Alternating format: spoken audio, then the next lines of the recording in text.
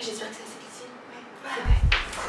Bref, il y a quelques semaines, notre prof de maths nous a parlé d'un concours, la correspondance des jeunes mathématiciens. Il avait l'air super emballé. Nous, un peu moins. Mais quand il nous a dit qu'il fallait présenter ses résultats sous forme d'une vidéo, on s'est dit... Viens, on le fait. On fait. On l'a fait. Il y avait 4 problèmes, fallait qu'on en choisisse un, donc on en a choisi un. Celui sur la chasse aux cadeaux. Pour la faire courte, il y a le Père Noël, des enfants et des cadeaux qu'ils doivent aller chercher. Toutes les minutes, ils vont au cadeau qui leur est le plus proche, mais s'ils sont à équidistance de 2 cadeaux, ils ne peuvent pas bouger. Ce concours, c'est un challenge pour nous et au début, on était super motivés. On a commencé à travailler sur les premières questions et on a même créé une petite animation. C'était pas très compliqué. Dans le cas où les cadeaux sont disposés en triangle équilatéral, un enfant seul ne pourra jamais gagner parce qu'il est à équidistance des 2 autres cadeaux. Par contre, 2 enfants se rejoignent au même cadeau et le partagent. De la même façon, il faut que les enfants soient au moins 2 pour gagner dans la configuration carrée. Cette fois, ils repartent avec 2 cadeaux chacun. Voilà, on avait réussi la première partie de la première question. On n'était pas bien avancé, mais on était toujours très motivés. Un peu trop peut-être. On a continué nos recherches chacune de nos côtés. Il y en a même une de nous qui s'est un peu trop crue au FBI. Parallèlement, on a eu plein d'idées de mise en scène. Un soir, on a voulu filmer une scène au parc après les cours. On avait juste oublié un détail. On finissait les cours à 18h, on était en hiver, et en hiver il fait toujours nuit à 18h. On s'est dit, c'est pas grave, on filmera un autre jour. Sauf que les autres jours, on avait un DS de maths, un oral d'anglais, un DS d'espagnol, un DS de philo et encore un DS de maths. Du coup, on a révisé. Et alors qu'on pensait que c'était fini, notre prof de physique a trouvé drôle de nous mettre une interro surprise. Il a dit « Sortez une feuille ». Bien, allez, vous sortez une feuille, faites un petit contrôle, connaissance. Allez, dépêchez-vous, on n'a pas le temps pour rigoler. On lui a expliqué qu'on préparait un concours de maths et qu'on n'avait pas pu réviser. Il a dit « Non, je veux pas savoir si vous avez des choses à faire à droite à gauche, terminé, au clos. » C'était méchant. Mais quand on avait enfin fini tous les DS, on n'avait plus vraiment la tête à résoudre un problème bizarre avec des cadeaux disposés en polygones réguliers. Mais on a réalisé qu'il nous restait qu'une semaine pour le faire. Et c'est à ce moment-là que c'est devenu un peu plus compliqué. On était, comment on dit déjà ? Ah oui, sous pression. Ça a même généré quelques tensions. Comment ça, je comprends pas. Hé, j'ai fait ce match, je te rappelle. Tu me prends pour qui? Bah, non mais je crois vraiment que t'as pas compris en fait. Parce que c'est une division euclidienne et là, je sais pas trop ce que tu fais, mais moi non plus, je sais pas ce que tu fais. T'avais qu'à bien m'expliquer? Vas-y, je te laisse.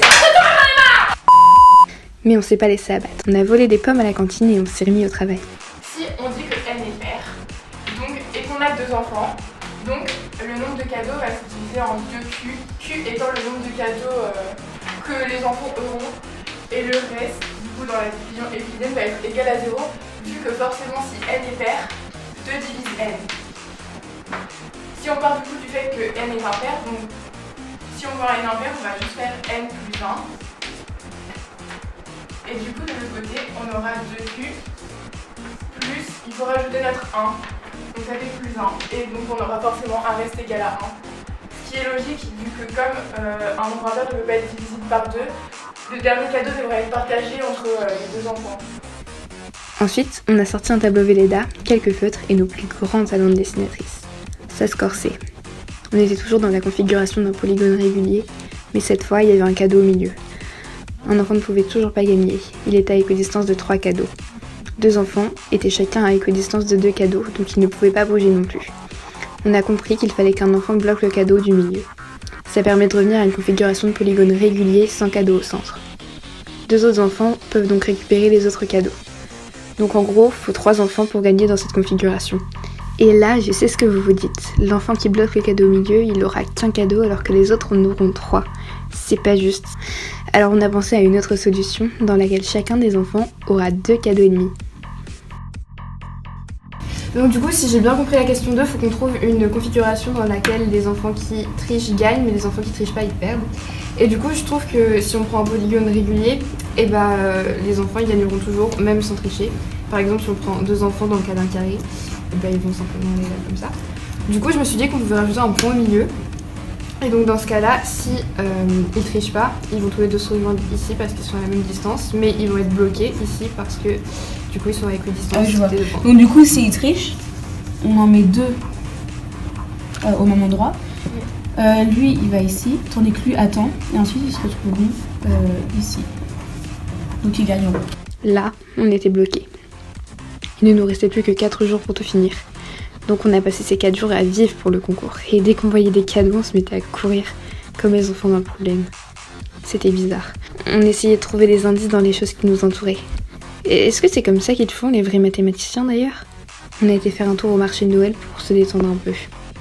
Et sur le retour, Camille a eu une sorte d'illumination. Il y a des voitures qui arrivent là. Je crois que j'ai trouvé une réponse pour la question 5, mais vraiment. Genre, il faut emboîter des triangles entre eux. Hein? Mais oui!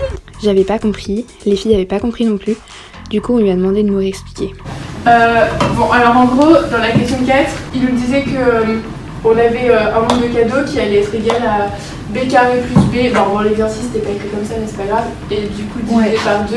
Et que c'était dans des dispositions triangulaires. Et qu'en fait, il fallait trouver le nombre d'enfants minimal. Et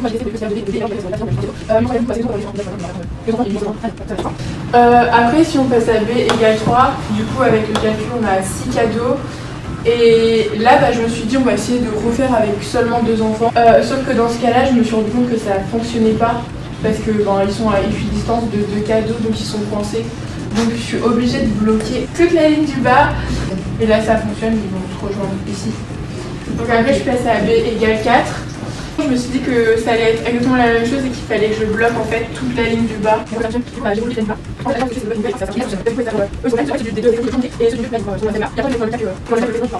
En gros, parce qu'en fait ici j'ai nombre d'enfants égal à b et je me suis dit est-ce qu'on peut faire moins que ça, mais je pense pas, parce que du coup dans le cas de b égale 6, si j'essaye de tout bloquer sauf un cadeau, je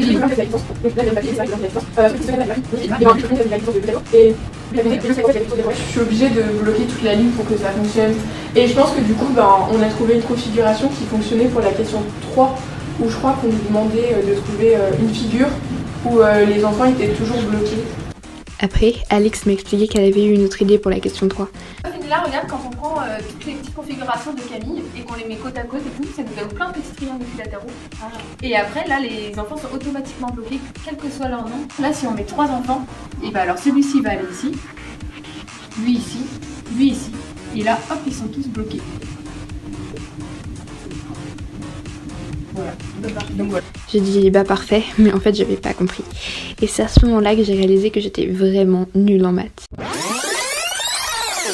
Bref, on a participé à la correspondance des jeunes mathématiciens.